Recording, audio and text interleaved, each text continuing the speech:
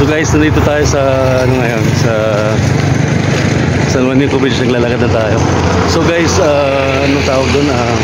Habang may dumadaan na rito, may umuga yung ano, bridge, pero ganun siguro yung ano siya. Parang umuuga siya. So yun, yun natin dito. Tatawirin natin yung buong tulay na yan. Kahabaan ng tulay.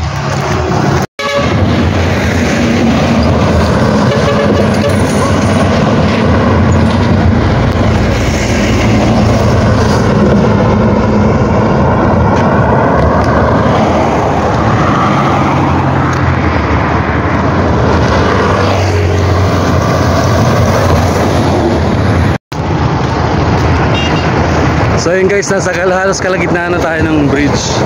So nandun yung Samar. Ito yung papuntang Leyte, doon sa Bandaron. Doon Bandaron.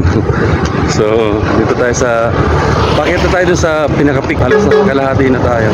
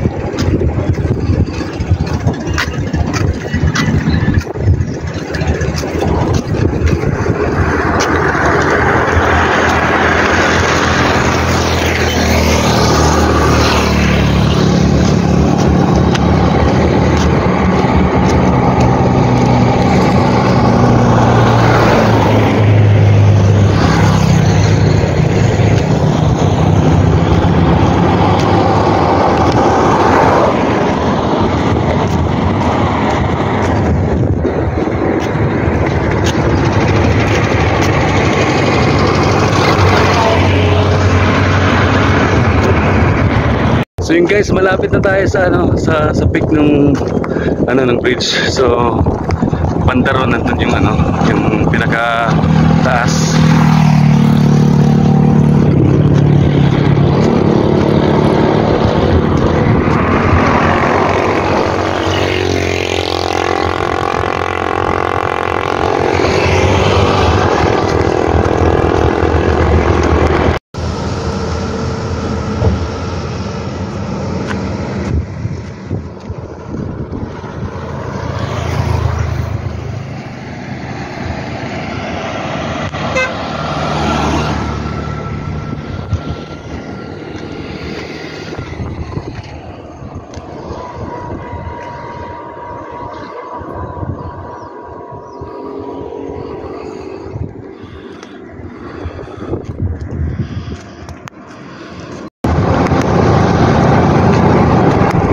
So guys, nandito na tayo sa pinakatuktok ng bridge. So, noong 1980s dito tumalon si Dante Varona, yung artista sa pelikulang Hari ni Stan. So dito siya tumalon mismo sa pinakataas nitong ito. Ito yung pinakamataas na parte ng bridge, yung pinaka-peak ng bridge.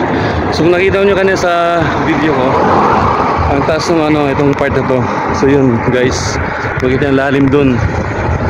So dito may mga inaayos sila, ni-reinforce nila yung bridge. So yan, medyo nakakatakot kasi pag may dumadaan na mga sasakyan, parang umuuga siya, dumuduyan siya.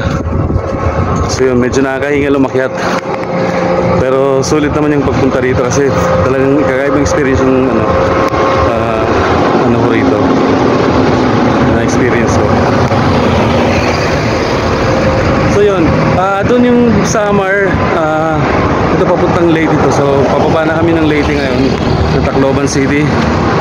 So yun yung ano, yung binaybay namin from Samar to Leyte, yung ano, yung buong bridge, gaba ng bridge.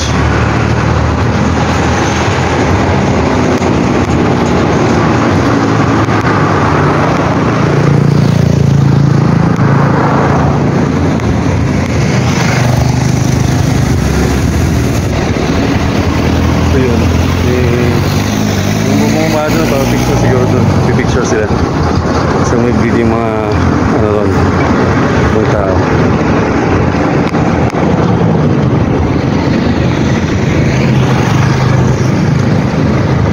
So guys, ito na yung ano, pababa na kami ng Tacloban City. Pababa na ako. So yun, ito na yung, dun yung pinakadulo na yung Tacloban City na. So yan. Ito yung bridge na ito yung nagdudugtong sa Samar sa Leyden Island. So pareho namang Region 8 yan, pero kung wala itong bridge na to, malamang magkaing sasakyan dito. So itong bridge na ito ginawa to ni, ni Ferdinand Marcos, yung senior. Gift niya kay Imelda. So sinasabi dati na nung tinatayo daw to, maraming batay na wala sa Samar saka sa Pilipinas, yung mga ginawang padugo dito sa ano na to. I don't know kung totoo yun, pero bali-balita lang yun. Kaya kung kami numalit pa kami, takot kami sa takot kami lumabas pag pag hapon na, kasi minangunguha doon ng mga rito, mga van na nangunguha ng bata. Guys, nasa Tacloban na ngayon, nandito na sa baba ng bridge. So yun yung Samar banda ron. So ito na, nasa Tacloban City na ako. Nag-touch na sa Tacloban City. Yun guys. So yun, napakalinis ng lugar dito. So yun guys, hanggang dito lang muna guys, and maraming salamat sa inyo.